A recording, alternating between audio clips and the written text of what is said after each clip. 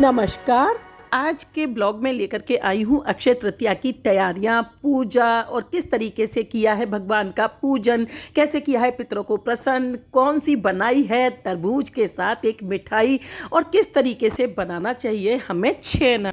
Hi everyone, कैसे हैं आप सब। उम्मीद करती हूँ सभी हष्ट-पुष्ट होंगे, मस्त होंगे, व्यस्त होंगे। सबसे पहले आप सभी को अक्षय तृतीया की ढेरों ढेरों शुभकामनाएं। अक्षय तृतीया का पर्व जो है वो माँ गंगा के धरती पर अवतरण से लेकर के कृष्ण सुदामा जी के मिलन तक का दिन माना गया है और विष्णु भगवान के छठे अवतार परशुराम जी की जयंती के रूप में भी मनाया जाता है।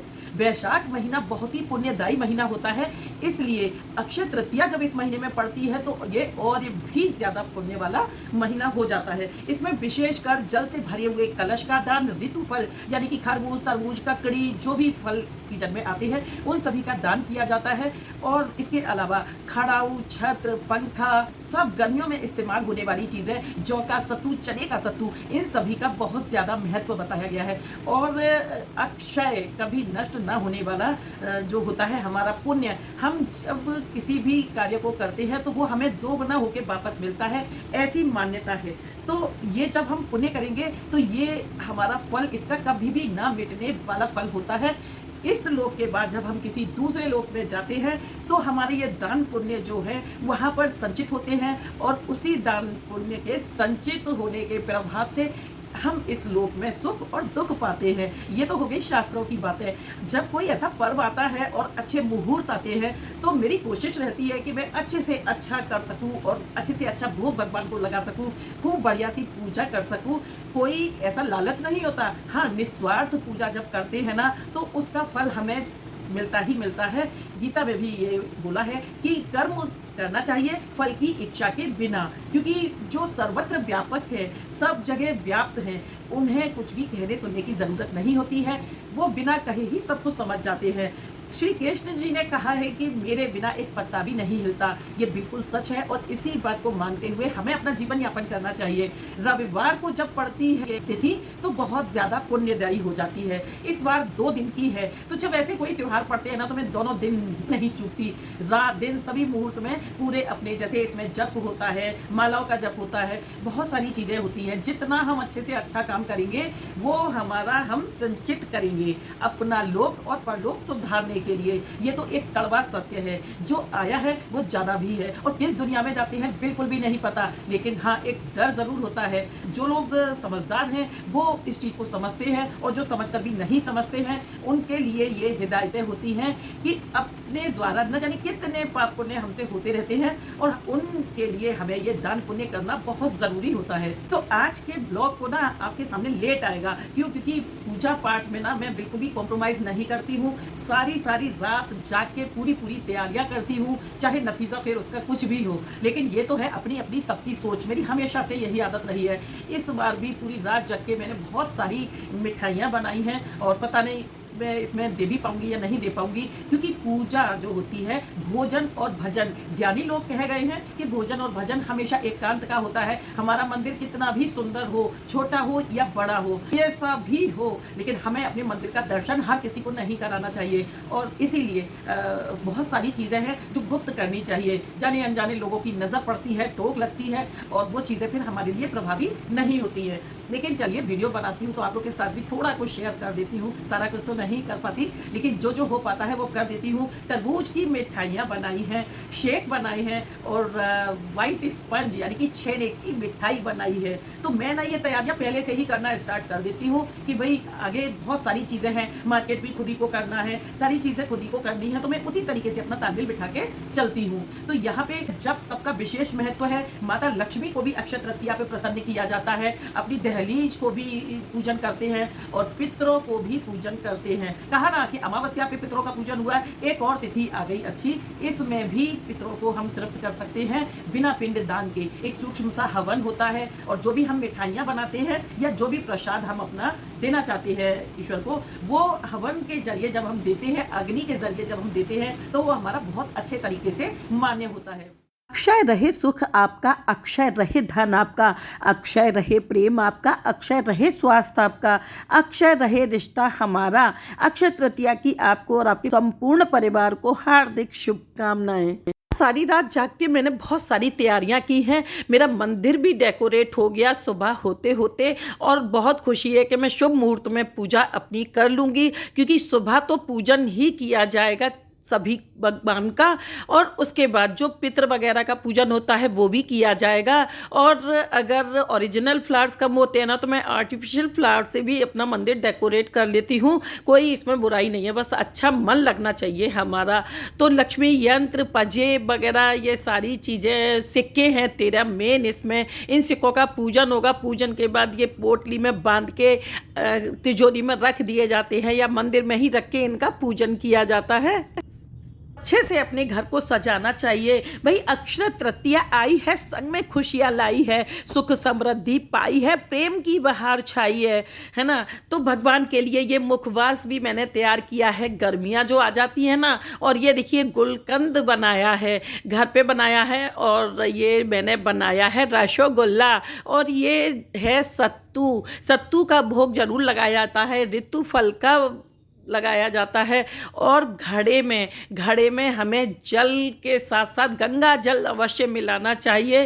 तो कहते हैं ना कि जो हमारी द्रव्य रखा होता है, ज्वेलरी रखी होती है, जो भी कुछ होता है, उसकी पूजा हमें टाइम टू टाइम करते रहना चाहिए। दीपावली पे तो सभी करते हैं। तो में भगवान जी की सेवा ना थोड़ी अलग हो जाती है। ठंडे पेय पदार्थ चाहिए होते हैं, तो कभी दही जमा लिया, कभी शरबत बना दिया, इस तरीके से होती है सेवा। विष्णु की अक्षय तृतीया के दिन पूजा की जाती है। अच्छा, तृतीया का जो भी पूजन होता है ना, वैसे तो विष्णु भगवान को पीला रंग बहुत पसंद होता है, पीले पुष्पों से पूजा होती है, लेकिन तृतीया का पूजन व्हाइट कलर के फूलों से होता है, और माता लक्ष्मी को गुलाब के फूलों से हम पूजन करते हैं।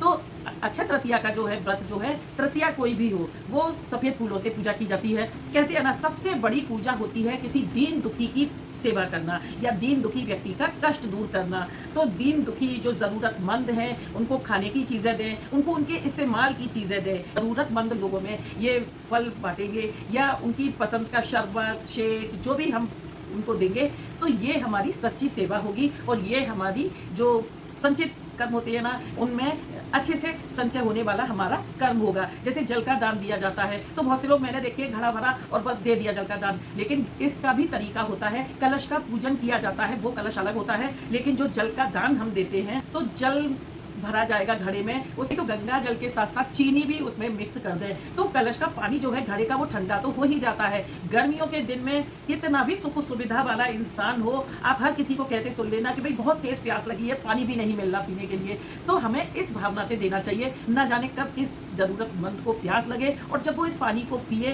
तो अपनी प्यास बुझाएगा। तो जो दान देने वाला व्यक्ति है, उसको उसकी बहुत दुआएं लगेंगी। और उसके ऊपर जो है, पहले, अब तो खैर मॉडर्न ज़माना है, तो कूलर पंखे सभी जगह पे चल रहे हैं, लेकिन जब पहले ये व्यवस्थाएं नहीं थी, तो उस टाइम में पंखे दिए जाते थे। अब तो भगवान के मंदिर के लिए भी इलेक्ट्रिक पंखे आ गए हैं। लेके आई थी, जिसमें एक लाइट भी जलती है काफ़ी तेज़। तो जिस तरीके का टाइम होता है, हमें उसी हिसाब से चलना पड़ता है, और वही चीज़ें हमें फॉलो करनी भी चाहिए। अच्छा, घड़े का दान तो सभी को पता है कि दिया जाता है, लेकिन आजकल ना वाटर कूलर जो होते हैं, कैम्फर बोलते हैं, उनको हमें दान देना चाहिए भाई। उसमें हमेशा के लिए वो सुरक्षित हो जाएगा कि भर के हम कहीं भी एक वाटर कूलर ऐसी जगह पे रख दें जहाँ पे प्यासे लोग बेचारे गर्मी से जो झुलसे हुए, थके हुए लोग आते हैं, तो जब पानी पीते हैं ना ठंडा, तो उसका हमें पुण्य मिलता है। सफ़ेद पुष्पों से किया है मैंने पूजन, और माता लक्ष्मी का किया है गुलाब से पूजन, दीपक जला दिया है, और घड़े का पूजन भी कर दिया है, और सभी द्रव्य का भी पूजन कर दिया है। और इसी तरीके से जैसे धन त्रयोदशी पे करते हैं ना खरीदारी, उसी तरीके से अक्षय तृतीया अबूझ मुहूर्त होता है, इस पे भी हम नए वाहन वगैरह ले सकते हैं। अगर हमारी सामर्थ्य है तो किसी कन्या का विवाह करा सकते हैं, बहुत पुण्य मिलता है। प्याऊ लगवा सकते हैं। हमारी रसोई में माता अन्नपूर्णा का और पितरों का निवास होता है। जल का जहाँ भी हम भंडार रखते हैं, आरओ वगैरह जैसे हमने लगा रखे होते हैं, वहीं पे अपने पितरों को प्रसन्न करने के लिए एक शुद्ध कलश रख के, उसके ऊपर चावल के दाने रख के कुछ टाइम के लिए रखा छोड़ दें, और शाम को चिड़ियों को खिला दें, शंकर भगवान को अर्पित कर दें। भविष्य पुराण में भी पूजन के बहुत सारे तरीके दिए गए हैं। माता लक्ष्मी का विष्णु भगवान के साथ पूजन करना चाहिए। मखाने की खीर बना के प्रसाद दें, जैसे सफ़ेद चीज़ों का जो भोग लगता है तो मखाने की खीर बना सकते हैं, नारियल का लड्डू बना सकते हैं, नारियल का प्रसाद चढ़ा सकते हैं। गणेश जी के बिना कोई भी पूजा नहीं होती है। गणेश जी का आवाहन ज़रूर से किया जाता है। तो अगर प्रतिमा है तो प्रतिमा को रखें, अगर चौकी लगा रही है तो, और मंदिर है तो मंदिर में तो स्थापित होते ही हैं। तो इससे ना हमारा परलोक सुधरता है। और अगर ऐसा मानते हैं कि दूसरा जन्म भी होता है, पुनर्जन्म भी होता है, तो हमारा जो पुनर्जन्म है वो बहुत खुशहाल होता है।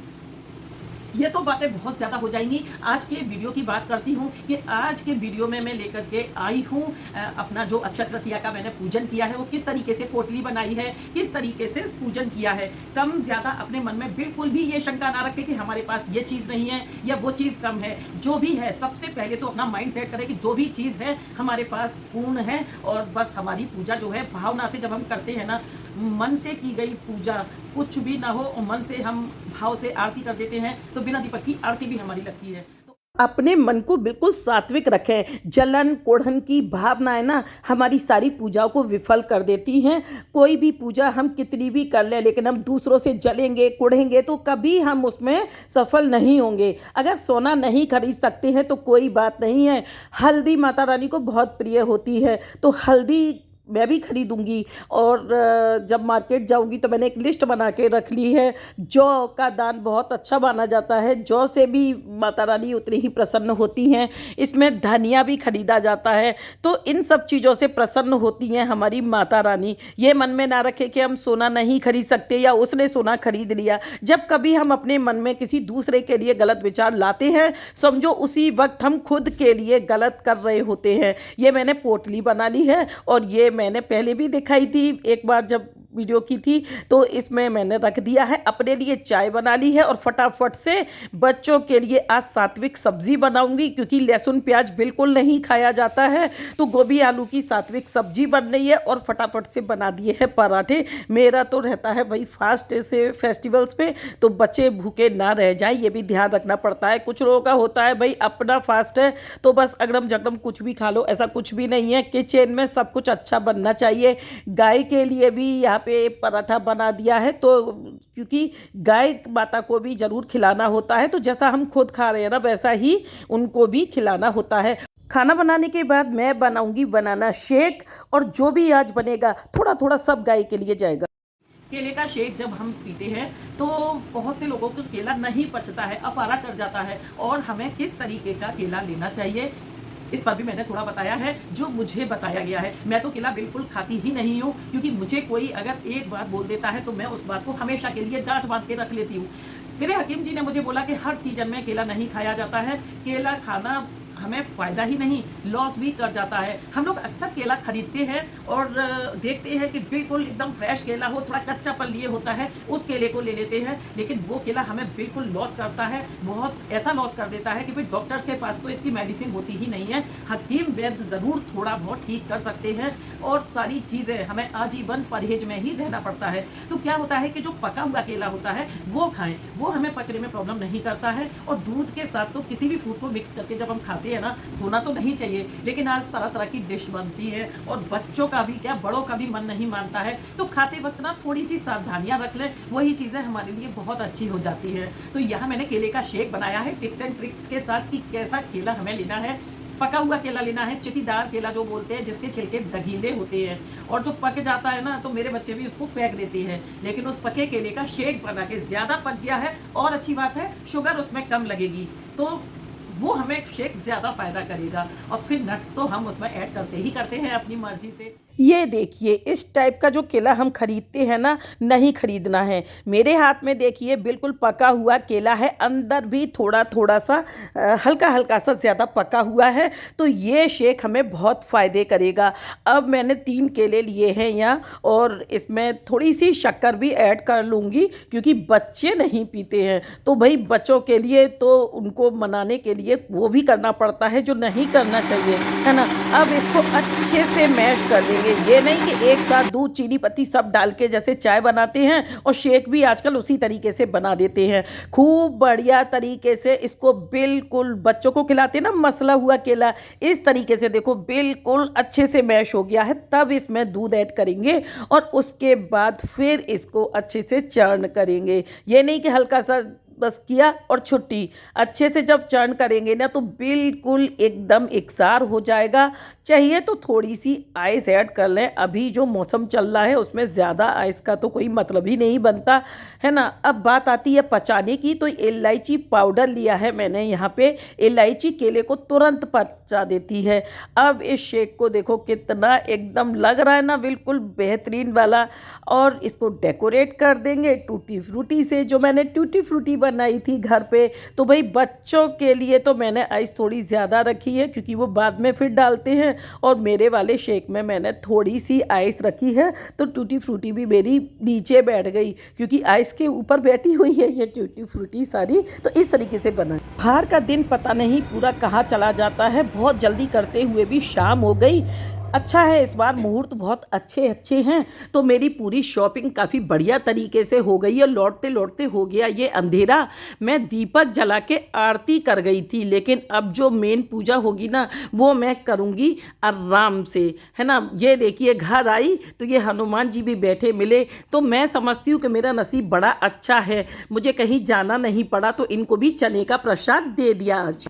यहाँ पे इस ब्लॉग में मैं जो लाई हूँ तो उसमें जो दिखाऊंगी तरबूज की एक ऐसी डिश मैंने बनाई है जो बहुत पसंद आएगी बच्चों को, खासकर बच्चे इसको बहुत पसंद करेंगे। देखा होगा ना आपने, जो मार्केट की जेली टाइप से आते हैं छोटे छोटे से बच्चों के लिए कंटेनर में रखे रहते हैं, तो जाके तुरंत शॉप पे गए और उस जेली को खाते हैं। ये बिल्कुल उस जेली जैसा ही टेस्ट देती है। और वैसे इसको कहते हैं वाटरमेलन पुडिंग, तो कुछ भी नाम दे सकते हैं जो अपनी सुविधा पड़ जाए। अब उसको जब फ्रीज में रखा जाता है ठंडा करने के लिए तो थोड़ा थिकनेस आ जाता है और वो थरथराती है, तो जली जैसी भी लगती है, तो अपने अपने तरीके से बच्चे नाम दे देते हैं। तो मैं तो इसको पुडिंग ही बोलूँगी, लेकिन मेरे बच्चे इसको वाटरमेलन जेली भी बोलते हैं। और इसको बड़े अच्छे से डेकोरेट किया है। और हाँ, इसको ठंडा ठंडा जब चील्ड खाते हैं ना बहुत टेस्टी लगती है। ये रेसिपी तो मैंने एक दिन पहले बना ली थी, लेकिन अब चलिए यहाँ पे दिखा देती हूँ। देखो बिल्कुल लग रहा है ना एकदम बढ़िया सा कट, क्यों नहीं हम कर सकते। देखो अच्छे से जब तरबूज आए ना तो लेके बैठ जाओ उसे आड़ा तिरछा काटने के लिए, और फिर जाना तो वो पेट में ही है। तो यहाँ इस तरबूज को काट लिया है अच्छे से, और पीस करने के बाद अब इसका जूस बना लेंगे। फटाफट से बता देती हूँ रेसिपी, बहुत शानदार रेसिपी है। कोई भी कहे कि भाई तरबूज की खीर बनती है या तरबूज का हलवा बनता है, हाँ वही बनता है। तो यहाँ ये 2.5 कप ले लिया है मैंने तरबूज का जूस, और यहाँ पे चीनी इसमें मिक्स कर लूँगी 1 कप, और इसको अच्छे से अब चला के पकाऊंगी। इसको अच्छे से स्टर करते रहना है और पकाना है। तो चीनी के साथ ये ना थोड़ा पतला हो जाएगा जब इसको गर्म करेंगे। तो उसी वक्त पे क्या करेंगे कि 1/4 कप ले लेंगे थोड़ा सा इसमें दूध, और कॉर्नफ्लोर जो हमने लिया था ना उसको हम मिक्स करके और धीरे धीरे इसमें हम मिक्स करेंगे। अब जैसे जैसे हमारा कॉर्नफ्लोर इसमें मिक्स होता जाएगा ना, थोड़ा थोड़ा करके ही डालें। और देखो ये थिकनेस दिख रहा है ना, एकदम से ये पूरा जो हमारा तरबूज का जूस था वो गाढ़ापन लेने लगा है। तो अब इसको भी हमें बिल्कुल लो फ्लेम पे पकाना है, क्योंकि कॉर्नफ्लोर को हमें पका लेना है। अगर कच्चा रह जाएगा तो बिल्कुल भी टेस्ट खराब कर देगा, और जो हम अच्छा टेस्ट पाने की कोशिश कर रहे हैं उसके उलट हो जाएगा। तो ये देखिए अब यहाँ पे मुझे लगा कि थोड़ा सा कलर भी ऐड कर दूँ, तो ये फूड कलर है, और बस थोड़ा सा ही अगर ड्रॉप्स में है तो 1-2 ड्रॉप में काम हो जाएगा। तरबूज का कलर तो अपने आप में ही होता है। अब यहाँ पे ये थिक हो गया है, तो क्या करूँगी, मैंने ये कटोरियाँ ले ली हैं, कांच के बॉल्स लिए हैं, इसमें मैं ट्रांसफ़र कर लेती हूँ इनको, और 1 घंटे के लिए इनको फ्रिज में सेट करने के लिए रख दूँगी। जब ये सेट हो जाएंगे तो फिर इनको निकाल के प्लेट में फिर हम करेंगे डेकोरेट। तो यहाँ इनको फ्रिज में रख दूँगी, और फ्रिज में 1 घंटे रखने के बाद देखिए इस तरीके से ये हो जाएगा, एकदम ट्रांसपेरेंट कलर आ जाएगा इसका, कि जेली जैसा लगने लगेगा, थर थराएगा अगर आप उंगली रखोगे तो। अब इनको प्लेट में निकाल लेती हूँ। देखो कितना इजी निकल रहा है, हल्का सा टप टप किया और ये निकल जाएगा। और जब इसे डेकोरेट करेंगे तो कोई नहीं कहेगा कि ये घर पे बनाई है। तो नारियल का बुरादा ले लें, लेकिन मैंने यहाँ पे लिया है ये मिल्क पाउडर। तो मिल्क पाउडर से मैं इसको स्प्रिंकल करूँगी और उसके बाद आप कोई भी नट ले लें, काजू ले लें, बादाम ले लें। मैं पिस्ता ज़्यादा लाइक करती हूँ तो मैंने यहाँ पे पिस्ते से इसको डेकोरेट किया है। देखिए कितनी अच्छी देखने में लग रही है, उससे भी ज़्यादा अच्छी ये खाने में लगेगी। हाँ, जब सर्व करें इसको तो एकदम ठंडा ठंडा सर्व करें, बहुत टेस्टी होती है। और बनाया है मैंने छेना कि किस तरीके से हम घर पर ही आसानी से छेना बना सकते हैं। जैसे बच्चों को, हमें बढ़ते जो उम्र के बच्चे हैं उन्हें पनीर ज़रूर से खिलाना चाहिए। तो मेन होता है कि हम घर पे आराम से कैसे बना सकते हैं। तो वो आज मैंने छेने की एक रेसिपी दी है और इसके साथ ही साथ मेरे भगवान जी का हो गया जो है इससे भोग तैयार और बच्चों को भी खाने मिल गई पौष्टिक पौष्टिक चीज़ें। भगवान जी तो खाते नहीं है, हम ही सब लोग खाते हैं ना उन चीज़ों को। छेना बनाना बहुत आसान भी है और बहुत मुश्किल भी है। कैसे है कि दूध से हमें ज़्यादा से ज़्यादा छेना कैसे मिले, इसके लिए भी होते हैं टिप्स एंड ट्रिक्स। क्या होते हैं, पूरा वीडियो देखते रहें, बिल्कुल भी स्किप ना करें। दूध को या तो हम विनेगर से फाड़ते हैं या हम नींबू से फाड़ते हैं, ये आपकी मर्जी पे है। लेकिन किस वक्त हमें ये चीज़ें ऐड करनी है ये जानना बेहद ज़रूरी है। दूध में बस एक ही उबाल आने देना है। अक्सर हम दूध उबालते हैं तो दूध को उबलने देते हैं, लेकिन यहाँ जब छेना बना रहे होते हैं तो हमें क्या करना है कि इस चीज़ पे विशेष ध्यान रखना है कि दूध में पूरा उबाला नहीं आने देना है। दूध गर्म होके और जैसे ही छनछनाने लगता है उसी वक्त हमें गैस के फ्लेम को बंद कर देना है और उसके बाद हमें अपना आगे का प्रोसेस करना है। क्या करना, ये दूध में उबाला आने वाला ही था कि मैंने स्विच ऑफ कर दिया और अब इसको फटाफट से जल्दी से इस तरीके से चला चला के ठंडा कर लूँगी। ठंडा करने के बाद ही हम आगे का कोई प्रोसेस करेंगे।